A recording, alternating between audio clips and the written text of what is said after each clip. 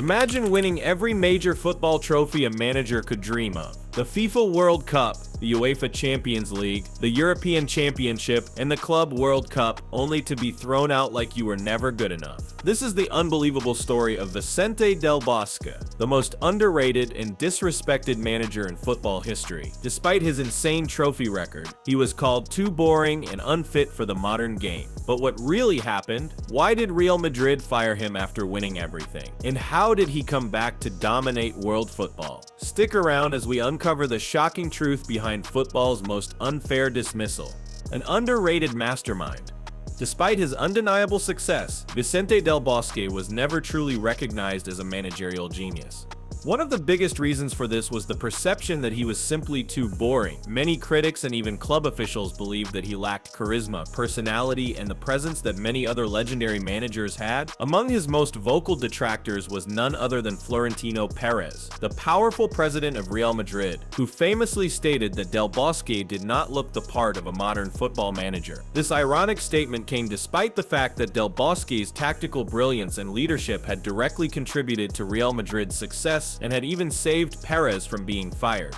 While managers like Jose Mourinho exuded an intense, passionate presence on the sidelines, and someone like Jurgen Klopp brought energy and charm, Del Bosque was the complete opposite. He was calm, reserved, and often unemotional. Whether his team won or lost, he rarely showed his emotions, maintaining a stoic demeanor that some mistook for indifference. But in reality, his quiet nature masked an astute footballing mind, one that prioritized unity, tactical flexibility, and player harmony over personal showmanship. Unfortunately, this lack of flamboyancy was misinterpreted as weakness, and despite his incredible achievements, he was never given the respect he truly deserved.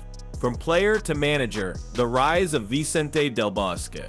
Del Bosque's approach to management was shaped by his experiences as a player. As a teenager, he spent 2 seasons with Real Madrid's B team before finally earning a promotion to the senior squad. However, his dream of regularly playing for Real Madrid remained elusive for years, as he was repeatedly sent out on loan to various clubs across Spain. It wasn't until he turned 23 that he finally secured a permanent place in Madrid's squad.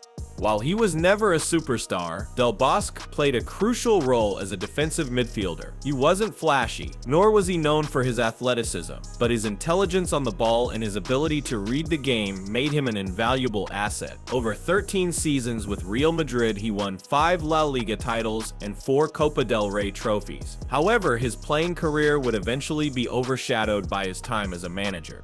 After retiring, Del Bosque transitioned into coaching, starting with Real Madrid's youth teams. He was given 2 brief opportunities as an interim manager for the senior team in 1994 and 1996, but neither stint lasted more than a few games. So when he was finally appointed as Real Madrid's full-time manager in 1999, many viewed the decision as uninspiring. At a club like Madrid, where glamour and star power often took precedence over coaching ability, few believed that Del Bosque had the authority or charisma to handle a dressing room filled with superstars. But against all odds, he proved them wrong. Building a European powerhouse. When Del Bosque took charge of Real Madrid, the squad was filled with both young, promising talents and experienced veterans. However, early struggles in the Champions League group stages, including 2 losses to Bayern Munich, raised doubts about his ability to lead the team. But Del Bosque made a bold tactical shift that would define his career. In the quarterfinals of the 1999-2000 Champions League, Real Madrid faced a formidable Manchester United side led by Sir Alex Ferguson. After a goalless draw in the first leg, Del Bosque implemented a tactical masterstroke for the return leg at Old Trafford, shifting to a back 3 formation and giving Roberto Carlos and Michel Salgado the freedom to attack. This unexpected approach caught Ferguson's United completely off guard, and Madrid stormed to a commanding 3-0 lead. They went on to win the match and eventually secured their 8th European Cup by defeating Valencia in the final. This success turned Del Bosque from an overlooked caretaker into a mastermind behind Madrid's European resurgence. However, despite his success on the pitch, the club was undergoing significant changes behind the scenes. Club president Lorenzo Sanz, who had overseen Madrid's return to European glory, was in financial trouble and was soon replaced by Florentino Perez. Perez's vision for the club was radically different from Del Bosque's philosophy. The Galactico era and the fall of Del Bosque. Perez wanted Real Madrid to be the most glamorous football club in the world, filled with global superstars. His ambitious Galactico policy prioritized signing world-renowned players over maintaining a balanced squad. His first major signing was Luis Figo from Barcelona, a transfer that sent shockwaves across football. While Del Bosque remained in charge, it became evident that his pragmatic, team-focused approach clashed with Perez's desire for spectacle.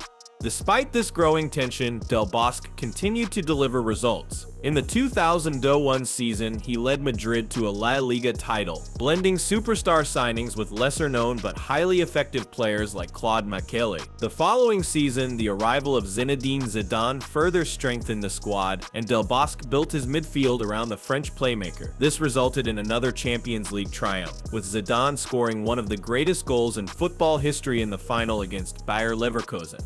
However, despite his success, Perez remained unimpressed. After Madrid secured another La Liga title in 2002, Del Bosque was shockingly sacked. The decision remains one of the most unfair dismissals in football history. Perez believed that Del Bosque's tactical approach was outdated and that a more exciting manager was needed to lead Madrid's star-studded squad, but the decision backfired spectacularly. After Del Bosque's departure, Real Madrid struggled. It took them 4 years to win another league title and nearly a decade before they became a dominant force in the Champions League again. Del Bosque, meanwhile, had cemented his place as one of Madrid's greatest ever managers, leaving behind a legacy of success and stability. Redemption was Spain's golden generation. After briefly managing Besiktas, Del Bosque stepped away from football. However, in 2008, he was called upon to lead the Spanish national team following Luis Aragonés. He inherited an immensely talented squad featuring legends like Xavi, Andrés Iniesta, Fernando Torres, and Iker Casillas. Despite a shaky start at the 2010 FIFA World Cup, where Spain lost their opening match to Switzerland, Del Bosque remained calm and guided the team to victory. His man management skills played a crucial role, especially in handling Iniesta's emotional struggles following the death of his friend Dani Jarca. Spain eventually defeated the Netherlands in the final, securing their first ever World Cup. 2 years later, he led Spain to a historic UEFA Euro 2012 victory, becoming only the second manager in history to win both the World Cup and the Euros. His tactical adaptability, particularly his innovative use of the false nine system, allowed Spain to dominate international football. A legacy of excellence. Despite being unceremoniously dismissed by Madrid, Del Bosque proved his worth as one of football's greatest managers. His calm demeanor, tactical intelligence, and ability to unite players helped him achieve unparalleled success. While he may not have been the most flamboyant figure in football, his legacy as a silent but brilliant tactician remains unmatched. Vicente del Bosque didn't need to scream on the sidelines or steal the spotlight. He let his trophies do the talking. Yet, despite achieving more than most managers could ever dream of, he was cast aside by the very clubs he made great. But in the end, he got the last laugh. Real Madrid struggled for years without him, while he went on to lead Spain to the most dominant era in international football history. So, was Del Bosque the most underrated manager ever? Or was he simply a victim of football's obsession with charisma over competence? Let me know in the comments. And if you enjoyed this deep dive, don't forget to like, share, and subscribe for more incredible football stories.